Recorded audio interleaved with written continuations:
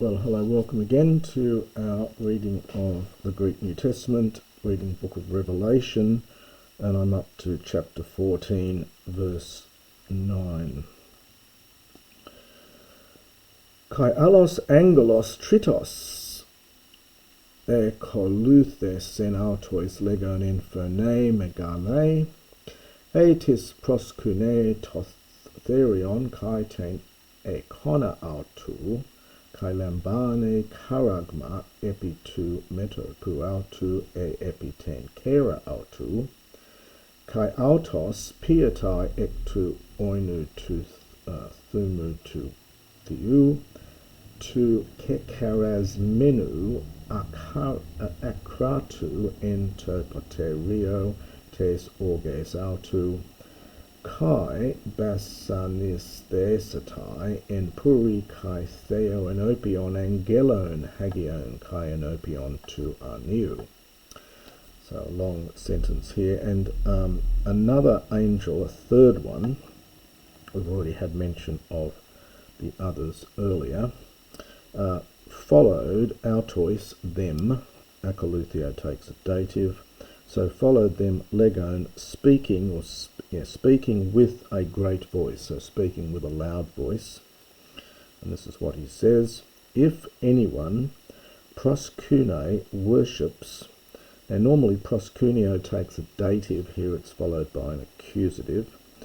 Anyway, so if anyone worships the beast and the image of it and its image, and receives the charagma, we've had that word before.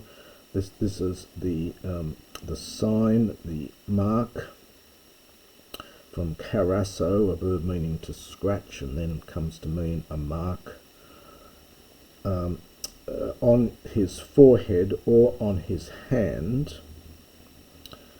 And we get all these kais here, which I've mentioned before is very Semitic. And he himself, pietai, this is the future from pino, goes into the middle, it's PMI in the future, he will drink, ek tu oinu tu thumu, from the wine of the anger of God. Got all these dependent genitives here. Now this is a participle, kekarasmenu, it's a perfect passive participle. It's from an old me verb, keranumi, which means to mix or mingle. Now a bit of a contradiction here, because it now says the next word is undiluted. It's literally from the wine of the anger of God, the one which has been mingled, undiluted, in the cup of his anger. Some people take this word simply to mean prepared rather than mixed, but the actual word keranumi is to mix. It was used of mixing wine with water. The wine was generally diluted with water, and yet we're told here it's akratu, undiluted. So there's a slight contradiction here. Again, I'll leave the commentators to discuss the precise meaning here, but it's literally, so the one who's done all this earlier, he will drink from the wine of the anger of God. Let's just say the one prepared, the wine which is undiluted, in the cup of his anger, kai, and this is a future passive, he from basanisto, we've seen this verb before, he will be tormented in fire, or tortured perhaps with fire. Kai theo, this is from theos, as a noun meaning sulphur, with fire and with sulphur, before the holy angels and before the Lamb. Kai ho kapnos tu basanisu auton, es ionas ionon anabine, kai uk ekus in anapaus in hemeros kai nuktos, hoi proskununtes totherion kai ten ekona autu, kai etis lambane to charagma to onomatus autu. And the smoke of the basilismos is the torture or torment of them. So the smoke from their torment or their torture, anabino, rises up or goes up as ionis ionon to the ages of the ages. So another way of saying forever. Kai uk ekusin, and they will not have an anapausis. Anapausis means rest. It's from that power to check in the middle, to cease, and hence to rest. So they do not have rest, and then genitive of time during which, hemeras kai nuktas, by day and by night, and who the subject of that is hoi proskununtes, those worshipping the beast and its image. Again, proskuneo generally takes a dative, but not here. And if anybody receives the mark, the charagma of his name, genitive from onoma. Hodi he hupamone turn hagion estin hoi teruntes tas entelas to theou kaiten pistin Jesu. And thus, in this way, is the, or such perhaps in this way is the hupamone, the steadfastness of the saints. So this is the steadfastness of the saints, the ones keeping the commandments of God and the faith. Now we get probably a genitive here, faith in Jesus. It's an objective genitive. So thus is this is the steadfastness, or thus is the steadfastness of the saints, those keeping the commandments of God and the faith of Jesus, the faith in Jesus. Kai ekus phones ectu uranulaguses, grapson, makarioi hoi necroi hoi encurio apothnes gontes. And I heard the voice, I heard a voice from heaven, and then feminine participle agreeing with phone, saying, grapson, aorist imperative, so right. Blessed are those, the dead, the ones dying in curio, in, well, we're going to supply the article here, in the Lord. So I heard a voice from heaven saying, right. Blessed are the dead, those dying in the Lord. Ap arti, which is simply means from now on. Nai lege top pneuma hina ana paesontai ecton copern auton. Tage erga auton akoluthe metauton. Now we get this nai, which simply means yes. This is a late word. Earlier Greek didn't actually have a word for yes or no. They had ways around saying that. Malista often was yes, and so on. Nai is simply just a little word meaning yes. Says the Spirit. Hina. Now this is a anapaesontai. This is actually from anapao. We had anapausis before. This is the future middle. So the theta disappears in this form. It's slightly irregular, and the upsilon disappears as well. So it's an irregular form of the future middle from anapao. Anapao means to give rest. In the middle, it means to take rest for yourself. So yes, says the Spirit, in order that they will give themselves rest from their labours, from kopos. a labour. For their works, akoluthe, follow met auton with them.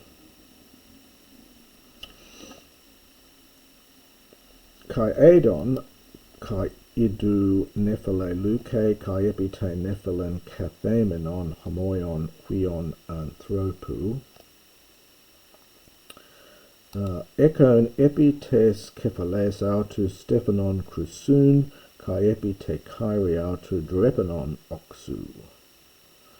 And I saw, and behold, so aorist again from horao, and behold a nephele luke, a white nephele cloud.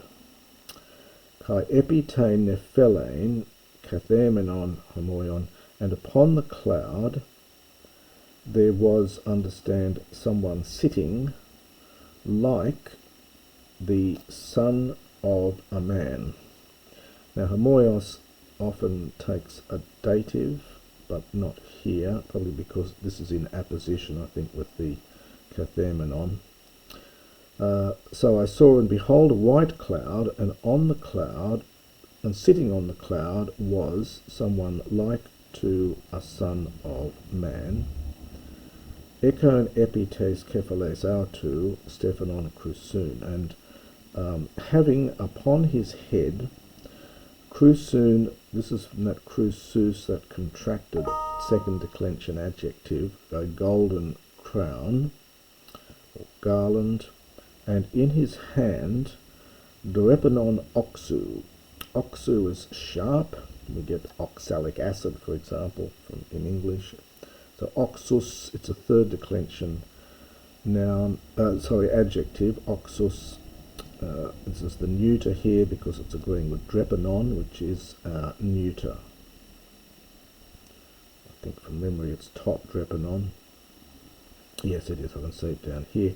So drepanon is a scythe. It's something you use to reap things with. A sickle is another possible translation. So a sharp scythe or sickle, a drepanon. Kai alos angelos exalthen ectu nau krasdon en phone megale to kathemeno epites nepheles pempson to drepanon su kai therison hoti aelthen he horath therisai hoti ex zeranthe hotherismos epigeis. And another angel came out from the shrine, from the temple, krasdon, crying out with a loud voice, literally with a great voice, or literally in a great voice. It's that instrumental use of en, crying out with a great voice to the one sitting. This is a participle from kathemi. We saw it up here again. Kathemi is to sit. This is two participles here. To the one sitting, epites nepheles, on the cloud. Pempson, imperative from pempo. So send your scythe or your sickle. Kai therison. This is an imperative from therisdo. Now therisdo is to harvest, and we're going to get lots of, well, we're going to get various connections with this. We're going to see the noun down here, therismos, which is the harvest itself, and so on. So send forth your scythe, your sickle, and harvest, perform the harvest, hoti, because the hour, aelthen, has come, therisai, this is an aorist imperative, infinitive, I should say, from therisdo, to harvest. For it is the hour to harvest has come. Hoti, because therismos, literally the harvesting of the land. Now this is from xerino. This is the aorist passive from xerino. It means to dry up, to make dry. We actually get the name of the Xerox machine for photocopying actually comes from this. Xeros is an adjective meaning dry, and the verb xerino is to dry up. So it's literally because the harvesting of the land has dried up. It's a slightly odd expression. In other words, everything's ready for the harvest, I think is the sense of it, but it's funny that they use this verb here meaning to dry up. Kai ebelin hoc kathemenos epites nephiles todrepenon autu epitengain kai etheriste he gay. And the one sitting on the cloud, Ebelin, he threw, todrepenon autu, his scythe, upon the land, and the land was harvested. So just to quickly go back through this bit here. And another angel came forth from the temple, crying with a great voice to the one sitting upon the cloud, send your scythe or sickle and perform the harvest, because the hour to harvest has come, because the harvest of the earth has become dry, has dried up. And the one sitting upon the cloud cast his sickle upon the earth, and the earth, etheriste, aorist passive, was harvested.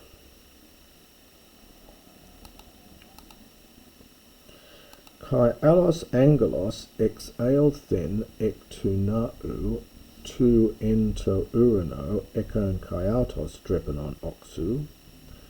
Kai allos angelos, and in brackets exales then ectu thusiasteriu, ho ekon exousian epitu puros, kai phonus en phone megale to ekonti, to drepenon to oxu legon. Pempson su to drepenon to oxu kai trugeson, tus botruas tes ampelu, tes ges, hoti ek masan hoi staphuli artes. And another angel came forth from the temple. Now the temple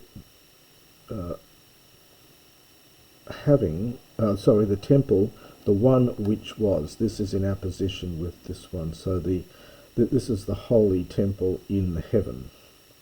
So another angel came forth from the sanctuary, perhaps for Nau, the one that's in heaven, Ekon, having also himself an oxu drepenon, a sharp sickle. And another angel came forth, if we read what's in square brackets, from the thusiasteriu, from the altar. And then hoc, having authority epitu puros, over the fire. Perhaps over fire we might say, we're not sure whether you include the article here. And he spoke with a loud voice to the one having the sharp scythe, legon, saying, Pempson, imperative again, send your sharp scythe, your sharp sickle, kai trugeson. This is an aorist imperative. Trugao is to harvest grapes. It's a particular special word for harvesting grapes, as opposed to harvesting anything else. And the botruas are the bunches of grapes, and the ampelos, its feminine second declension, is the vineyard. So send your sharp sickle and harvest the bunches of grapes of the ampelos, of the vineyard of the earth. Hoti, because, now staphuli, the staphuli are the bunches of grapes. A lot of these words connected with grapes, we get botrus and ampelos and staphuli. These are the bunches of grapes of it. Ak masan is an aorist from ak mazdo, they have reached maturity. We have the word acme in English, ACME. It's cognate with this akmazdo, is to be at its height. So have reached maturity. So just to do that bit again, it's quite complicated. And another angel came forth from the altar, the one having authority over the fire, and he spoke with a great voice to the one having the sharp scythe, saying, "Send your sharp scythe and harvest the grapes of the vineyard of the earth, because the bunches of the grapes of it, that is of the amphilos, Ekmasan, have reached maturity. Kai ebalen ha angelos todrepenon autu esten gain, kai trugesan ten ampelontes ges, kai ebalen es ten lenon to thumu, I have to read on, to Theou ton megan on the next page.